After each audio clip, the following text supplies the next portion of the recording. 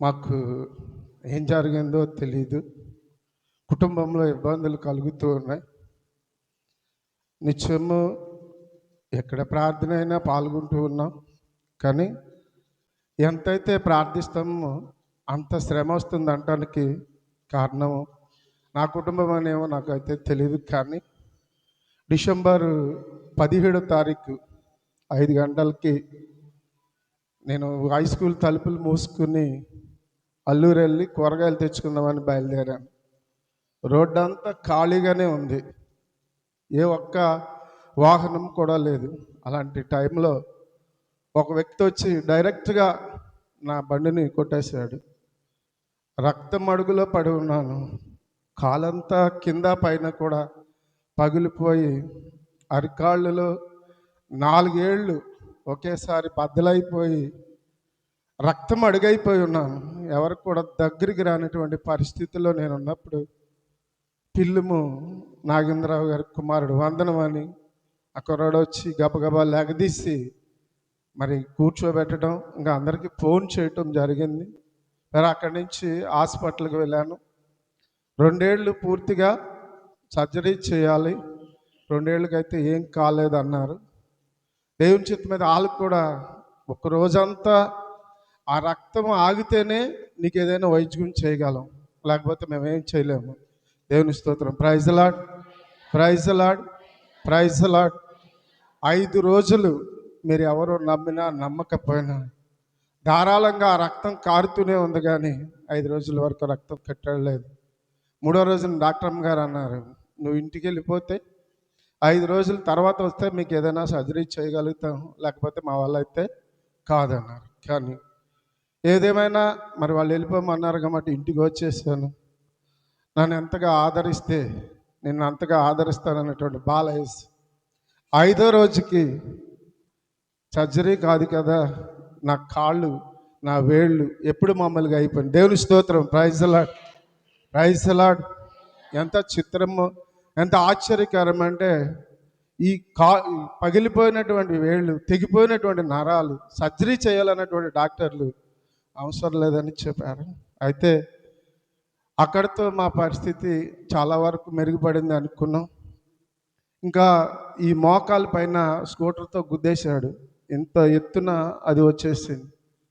కానీ అది మాత్రం తగ్గట్లేదు, రోజు రోజుకి పెరిగిపోతుంది. అలాగే ప్రార్థన పోయిన నెలలో కూడా ప్రార్థనకు వచ్చి వెళ్ళినటువంటి 3వ రోజున ఆవిడకి తేడా చేసింది. బాగా జలుబు దగ్గు ఎక్కువైపోయిందని కైకులూరు హాస్పిటల్కి తీసుకెళ్ళాను. మామూలుగా ఉందని కోరుకోళ్ళ హాస్పిటల్కి తీసుకెళ్ళాను, మామూలుగా ఉందనుకున్నాను. కానీ ఆయన ఏం చేశాడంటే కొంచెం ఇబ్బందిగా ఉంది, ఆవిడని కైకులూరు తీసుకెళ్ళండి అన్నాడు. కైకులూరు తీసుకెళ్ళినప్పుడు ఆవిడ అంది, ఇక్కడ చేర్చేయండి మీరు, ఇక్కడ అమ్మ ఇమీడియట్గా ఇక్కడ చేర్చండి అంది. అమ్మ ఏమీ లేకుండా వచ్చాను, రేపొద్దున్న వచ్చి చేరతాను. ఈ రాత్రి చచ్చిపోతే నువ్వేం చేస్తావు అని. దేవుని స్తోత్రం. Praise the lord. ఈ రాత్రికి చచ్చిపోతే నువ్వేం చేస్తావు అయ్యా? ఆవిడ పరిస్థితి ఎలా ఉందో చూసేవాడిని. పల్స్ రేట్ చూపించింది. ఆమె ఈ గుండె అంతా కూడా, ఊపిరితిత్తులంతా కూడా తెమడతో కమ్మేసి తెల్లగా కనిపిస్తున్నాయి. 80-85% పల్స్ రేట్ కొట్టుకుంటుంది. ఇంకా 4% పెరిగితే నీకు నాకు కూడా దొరకదు. కాబట్టి ఆవిడని ఇంకెక్కడికైనా తీసుకెళ్ళాలి, ఏలూరు తీసుకెళ్ళండి అని ఏలూరుకి పంపించింది. అంబులెన్స్ పిలిపించి ఏలూరుకి పంపించిన ఏలూరులో ఆ ఊపిరితిత్తుల డాక్టర్లు 4 రోజులకు ఒకసారి 3 రోజులకు ఒకసారి వస్తారంట. అక్కడికి వెళ్ళిన తర్వాత వాళ్ళు అన్నారు, ఇక్కడ జాయిన్ చేసుకుంటాం కానీ డాక్టర్లు మాత్రం రారు, మీ ఇష్టం, మీరు మీ ఇష్టమైతే జాయిన్ చేయండి, లేకపోతే లేదు. అలాంటప్పుడు మరి అంబులెన్స్లో పిలిపించి మమ్మల్ని పంపించేయండి, మేము విజయవాడ వెళ్ళిపోతామంటే, విజయవాడ వెళ్ళిపోవటానికి మీకు ఊపిరితిత్తుల డాక్టర్ రావాలి, నా వల్ల కాదు అని చెప్పాలి, అప్పుడు అంబులెన్స్లో విజయవాడ పంపించడానికి అవకాశం ఉంటుంది. కానీ 3 రోజులు వైద్యం జరిగినా జరగకపోయినా ఇక్కడే ఉండాలి. ఒక మొకమాటం లేకుండా మాట్లాడాడు. మీ ఎవరికి తెలిసినా తెలియకపోయినా మరి అంత ప్రమాదకరమైనటువంటి మనిషిని పెట్టుకొని మరలా వెనక్కి ఇంటికి తీసుకొచ్చి ఇంట్లో పెట్టుకుని నిన్నటి రోజు ఈ రోజు అవుతుందా? ఏలూరు హాస్పిటల్కి తీసుకెళ్ళినటువంటి మనిషిని ఎందుకు ఇంటికి తీసుకొచ్చాను? ఏదైనా జరిగితే నలుగురు ఏమంటారని ఎంతగా ఏడ్చుకున్నానో మీకు అందరికీ తెలియదు.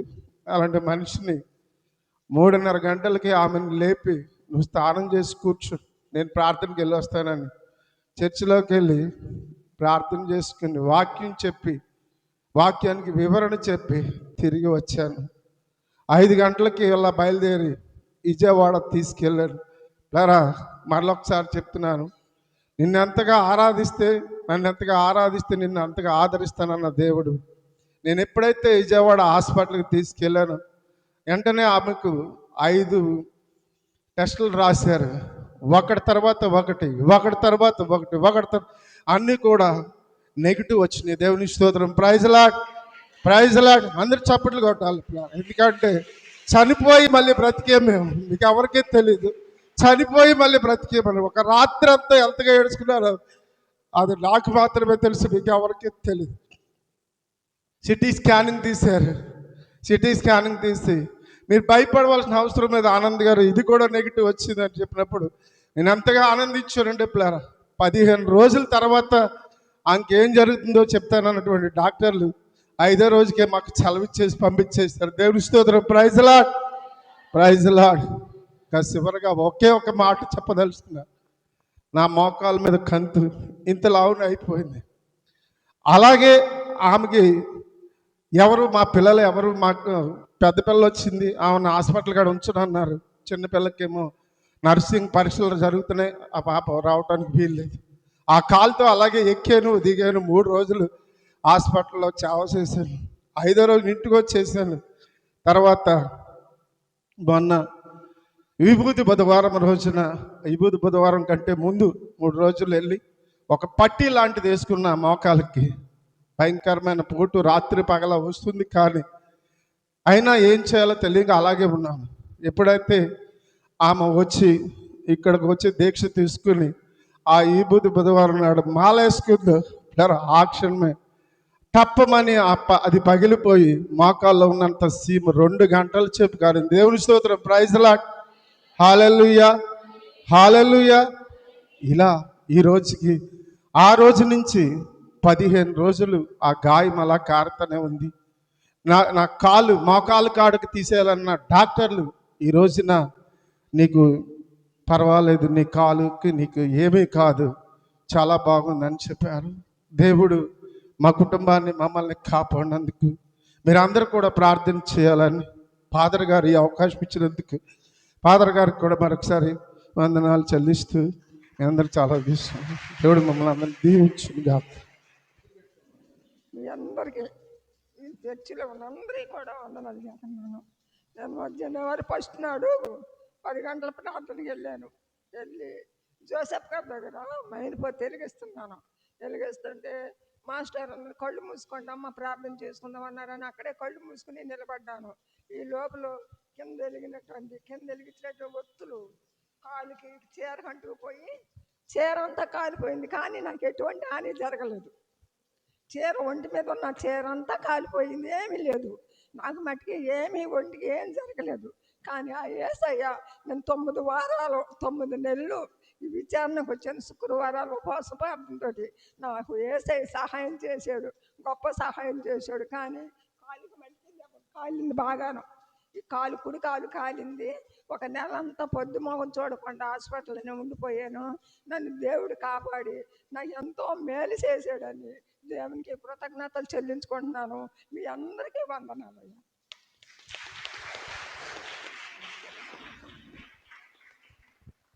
మీలో చాలామందికి మరి సరిగా అర్థమైందో లేదో నాకు తెలియదు, కానీ జనవరి 1 రోజున, అంటే జనవరి 1 తారీఖున అమ్మ పెద్ద గుళ్ళోకి, ప్రొద్దువాక గుళ్ళోకి వెళ్ళినప్పుడు క్రొవ్వొత్తులు వెలిగిస్తూ ఉంటుంటే మంట చెలరేగి ఆమె చీరకు అంటుకొని కాలంతా కాలిపోవటం. సుమారుగా ఇప్పుడు 3 నెలలు, 1 నెలంతా కూడా ఆమె మంచంలోనే ఉండటము. కొంచెంగా కూలుకోగానే మళ్ళీ లేచి ఆమె గుడికి వచ్చింది. మామూలుగా అయితే ప్రొద్దువాక నుంచి నడుచుకుంటూనే వచ్చేస్తుంది. ప్రొద్దువాక సుమారుగా 6 కిలోమీటర్లు ఉందనుకుంటున్నాను, 4-5 కిలోమీటర్లు. అక్కడ నుండి పొద్దున్నే ప్రతి మొదటి శుక్రవారము నడుచుకుంటా వస్తుంది. సర్వసాధారణంగా ఇటువంటి సంవత్సరం మొదటి రోజున ఇలాంటి ఏదన్నా జరిగితే దాన్ని మనము శాపంగానో లేకపోతే దేవుని యొక్క ఆశీర్వాదాలు నాతో లేవు అనేటువంటి నెగిటివ్ ఆలోచనలు మనకి ఎక్కువగా ఉంటూ ఉంటాయి. కానీ ఆమె ఇందాక నా దగ్గరికి వచ్చి, ఇప్పుడే కాదు ఇంతకుముందు కూడా నాకు చెప్పింది, స్వామి నేను ప్రతి శుక్రవారం ఇక్కడికి ప్రార్థనకు వస్తున్నాను, ప్రార్థన చేస్తున్నాను కాబట్టి దేవుడు నాకు ఏ అపాయం రాకుండా ప్రాణహాని లేకుండా ఆ రోజు నన్ను కాపాడాడని దానిలో నుంచి కూడా దేవుని యొక్క ప్రేమను చూడగలిగింది. అటువంటి విశ్వాసము మనము కలిగి ఉండాలని ఆమె యొక్క సాక్ష్యం ఈ రోజున. కాబట్టి దేవుడు వారికి చేసినటువంటి మేలుని బట్టి దేవాతి దేవునికి అందరం కలిసి గట్టిగా చప్పట్లు కొట్టి వందనాలు తెలియజేద్దాం. మూడవ సాక్ష్యాన్ని చెప్పవలసిందిగా కోరుతూ ఉన్నాం. 10 సంవత్సరాలు అయింది. మా చెల్లికి పిల్లలు లేరండి. ఒక 5 సంవత్సరాల క్రితం ప్రెగ్నెన్సీ వచ్చింది. 9 నెలలు వచ్చిన తర్వాత లోపల బేబీ చనిపోయిందండి. ఒక ఇంజక్షన్ ద్వారా బేబీ బయటకైతే వచ్చేసింది. ఆ తర్వాత మళ్ళీ 2 సంవత్సరాలకి మళ్ళీ 4 నెలలు వచ్చినాయండి. బేబీ హార్ట్ బీట్ లేదు, తీసేయాలన్నారండి. తీసేసాము. తరువాత పోయిన సంవత్సరం మార్చిలో మళ్ళీ దేవుడు మాకు శుభవార్త వినిపించాడు. ఏ అంతరాయం లేకుండా నేను ఈ 9 నెలలు వస్తే నీ సాక్షిగా నిలబడతాను ఆయన అనుకున్నాను. అలాగే మా చెల్లి కన్ఫర్మ్ అయింది. ఏ ఇబ్బంది అయితే లేకుండా దేవుడు మగబిడ్డనిచ్చాడు. మనం ప్రతి నెలలో వస్తున్న విధంగా 5వ నెల జరుగుతుంటే తనకి 5వ నెల రావటం, 6 జరిగితే తనకి 6 రావటం, అలా కోఇన్సిడెంట్గా జరిగింది. ఆపరేషన్ అయిన తర్వాత 2 నెలల వరకు తను కోలుకోలేదండి. తరువాత మళ్ళీ నేను సాక్షిగా నిలబడతానయ్యా, ప్రెగ్నెన్సీ వచ్చిన తర్వాత చెప్తాను అనుకున్నాను, చెప్పుకోలేదని ఇలా చేసావని నేనైతే అనుకున్నాను. ఆ తర్వాత బిడ్డకి స్వస్థత ఇచ్చాడు. అలాగే మా కుటుంబాన్ని కూడా చాలామంది పిల్లలు లేకపోతే ఎలా ఉంటుందో మీ అందరికీ తెలుసు. 10 సంవత్సరాలు పిల్లలు లేకపోయేసరికి నువ్వెవరినైనా అనాథ బిడ్డను తీసుకొచ్చి పెంచుకో అన్నారండి మా చెల్లిని. అయినా కూడా మేము దానికి బాధపడలేదు. తల్లిదండ్రులు చేసిన పాపాలు బిడ్డలకు అని చెప్పేసి కూడా ఒక అమ్మ ఉంది, దానికి కూడా మేము బాధపడలేదు. మా ఈ నిందలన్నిటిని తొలగించిన మా బాలయేసయ్యకి నా వందనాలండి. మరి ఇంకొకసారి నా చిన్ని సాక్ష్యాన్ని దేవుడు దీవించును గాక.